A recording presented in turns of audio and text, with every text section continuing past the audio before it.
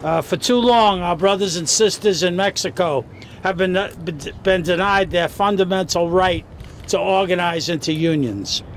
For many Mexican workers, they deal with the same problems workers in the United States face, only worse. It's almost impossible to form a real democratic union in Mexico, and will remain so until real resources are devoted to protect unions, to protect the rights of workers to form democratic unions in Mexico. Other workers in Mexico, it's literally a matter of life and death. Mexican workers who try to form democratic unions often face threats of violence, and many have lost their lives. The murders of 3 workers at Media Luna mine and the disappearance of Oscar Hernandez Romero are only the latest example of attacks on workers in Mexico.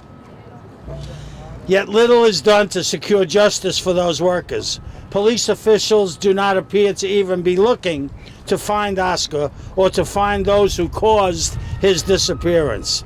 In fact, our own State Department has found that there is a culture of impunity for violence against workers and independent journalists in Mexico. The truth is, the corporations and politicians who have created this culture of impunity for violence against workers are very committed to preventing workers from exercising their rights. They will not change their ways quietly. As we are negotiating a deal to replace NAFTA, we must use this opportunity to secure rights and justice for our brothers and sisters in Mexico. That means that the Mexican government must do its part and investigate unresolved cases of violence against Mexican unionists. It also means a commitment of real funding to ensure that legal changes to protect workers' rights are actually implemented. And finally, it means that the agreement must include a strong enforcement mechanism that covers all workers, works quickly, and includes strong penalties for those who violate it. CWA members know that corporations are most interested in one thing, their bottom line. If they can increase their profits by exploiting workers in inhumane conditions and turn a blind eye to violence against activists, they'll even do that.